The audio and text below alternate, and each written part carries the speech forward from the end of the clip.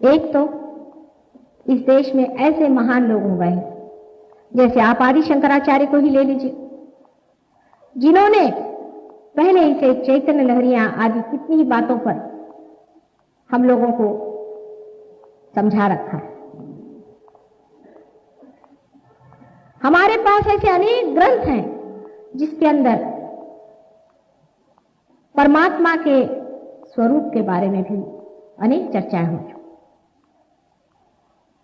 लेकिन उन पर विश्वास क्यों किया जाए? आखिर उसे क्यों मान लिया जाए? क्योंकि शंकराचार्य कह रहे। एक साहब बता रहे थे कल मुझे कि ज्ञानेश्वर जैसे पंडित आदमी को क्या बेवकूफी सूझी कि श्री गणेश की स्तुति करते हैं। ज्ञानेश्वर जी को आप पंडित मानते हैं, यही बड़ा आश्चर्य है।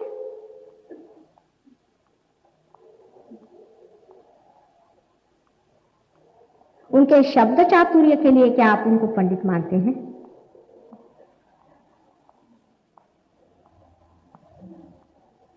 इन ग्रंथों में जो चीजें लिखी गई हैं वो उन लोगों ने लिखी है जो बहुत ऊंचे स्तर पे पैदा हुए। उनकी चेतना बड़ी ऊंची थी, उनके चक्षु कुछ और थे। समझ लीजिए कि कोई बड़े ऊंचे 10वें मंजिल पे पैदा हुई वो व्यक्ति थी और सर्वसाधारण समाज बिल्कुल ही निम्न स्तर पे, पहले स्तर पे पैदा हुआ था।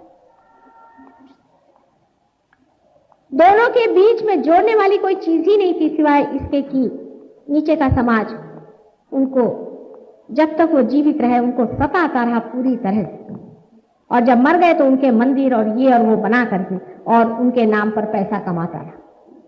ये सीधा हिसाब है, क्योंकि वो भी प्रयत्नशील रहे कि बात समझाएं, लेकिन कहीं तक पहुंच नहीं पाए। जब तक इस स्तर के लोगों को थोड़ा सा ऊंचा न उठा जाए, जब तक इनकी सीमित चेतना जो कि मनुष्य की चेतना है ऊपर न उठाई जाए, उनका भी कोई दोष नहीं, क्योंकि वो भी कैसे समझ पाएंगे कि इससे भी ऊपर स्थित कोई चीज है, कोई चेतना। अगर उनका विश्वास नहीं है उसमें भी उनको कोई दोष देने की बात नहीं। अगर उनका परमात्मा पे विश्वास नहीं उसमें भी मनुष्य को दोष देने की कोई बात नहीं, क्योंकि मानव बनाया ही ऐसा गया है।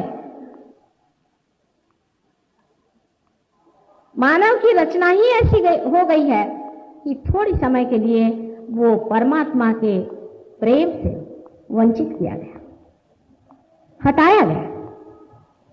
जो सर्वव्यापी प्रेम परमात्मा का है, जिसे वो जान सकता है, जिसमें वो रह सकता है, उससे वो अलग हटाया गया। मानव की सागर से बूंद अलग कर दिया गया, एक विशेष तरीके से किया गया, जिसके बारे में मैंने अनेक बार बताया है। इस तरह से कुंडलिनी मनुष्य के अंदर प्रवेश करती है और किस तरह से उसके अंदर ईगो और सुपर ईगो, अहंकार और प्रत्यहंकार सर में इकट्ठे होकर के और उसके सर में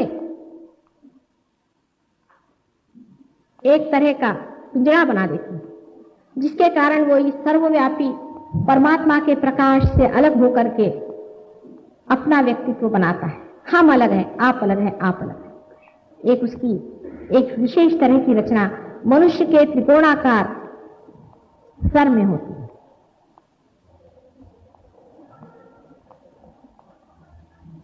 उसके अंदर 3 शक्तियों का प्रवेश होता है। उन 3 शक्तियों को हम शास्त्र के अनुसार महासरस्वती, महाकाली और महालक्ष्मी के नाम से जानते हैं। लेकिन इन शक्तियों में से एक शक्ति सृजन करती है, जिसे हम महासरस्वती कहते हैं। महाकाली हमारी स्थिति बनाती है, जिससे हम एग्जिस्ट करते हैं। और महालक्ष्मी की शक्ति से हम आज पत्थर से मानव हो गए, हमारी उत्क्रांति हुई, हमारा इवोल्यूशन हुआ। एक सोने में भी धर्म है, सोने का धर्म है। आप जानते हैं कि वो कभी भी खराब नहीं होता, उसका पीलापन उसका धर्म नहीं, लेकिन धर्म उसका है कि वो कभी भी खराब नहीं होता, इट डज नॉट टार्निश। इसी तरह से मानव का भी धर्म है। यह धर्म बदलने का काम महालक्ष्मी जी का है और श्री विष्णु का है, जो अंत में विराट स्वरूप में प्रकटित होते हैं। अब मानव में आपको आश्चर्य होगा कि इस परमात्मा ने कितनी सुंदर व्यवस्था की। आप इससे अज्ञात हैं, कुछ डॉक्टर लोग तो जानते ही हैं, लेकिन वो सिर्फ यही कहते हैं कि we can not explain the mode of action. मनुष्य के अंदर परमात्मा ने बड़ी सुंदर रचना, उसके ब्रेन से लेकर नीचे तक मज्जा तंतु तक एक ऑफिस सा खोल दिया है, समझ लीजिए। अब आप कहेंगे कि श्री गणेश कौन होते हैं? श्री गणेश हैं या नहीं, हम कैसे माने? ठीक बात, आपने श्री गणेश को देखा नहीं, आपने उनको जाना नहीं, आपको नहीं मानना चाहिए। लेकिन कुछ ऐसी अजीब सी चीज है कि जब तक आप अंदर आते नहीं आप उसको देख सकते नहीं, जब तक आप बाहर खड़े हैं आप उसको मानते नहीं। जैसे कि समझ लीजिए आप बाहर खड़े हैं और आपने हमें देखा नहीं और आप कहें माता जी को कैसे माने कि वे हैं, तो हम कहेंगे कि आप अंदर आइए तब आप देखिए, तो आप कहेंगे नहीं हमें बाहर ही लाके दिखाइए। जब उनकी सत्ता अंदर ही है तो आपको ही तो अंदर आना होगा ना। जब तक आप अंदर जाकर के देखिएगा नहीं तब तक आपको ये चीज दिखाई नहीं। तो सबसे पहले सारी सृष्टि बनाने से पहले, आदि कुंडलिनी बनाने से पहले, सारा संसार बनाने से पहले श्री गणेश जी की स्थापना की। आज मंगलवार का कितना शुभ दिन।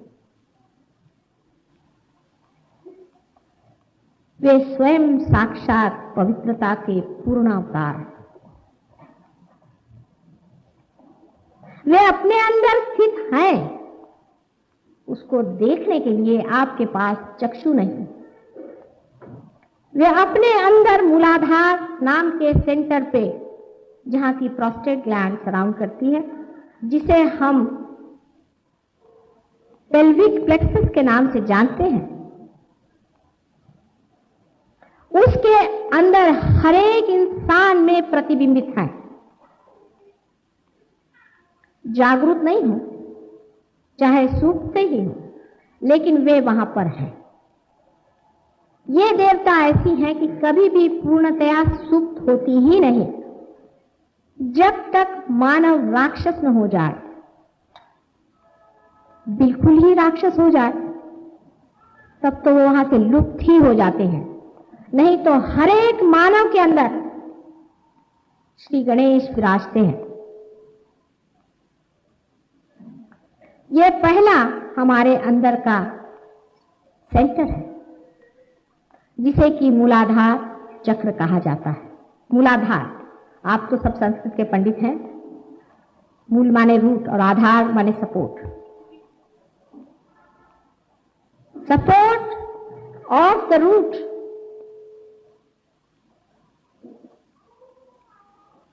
Root of this creation. उसके सपोर्ट पर बैठे हैं श्री गणेश। इनको इसलिए सबसे पहले बनाया गया क्योंकि सारा संसार पवित्रता से लिपट जाए, पवित्रता में और इनोसेंस में, भोलेपन में डूबा है।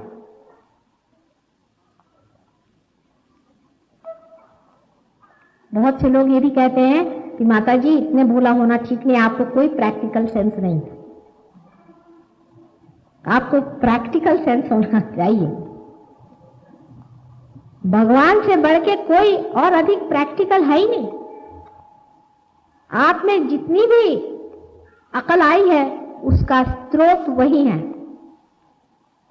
अंतर इतना ही है कि वो सुबुद्धि का, विजडम का स्रोत है, मूर्खता का नहीं। जिसको आप बहुत प्रैक्टिकल बात कहते हैं वो महामूर्खता की बात होती है। अंत में आप महामूर्ख साबित हो जाते हैं।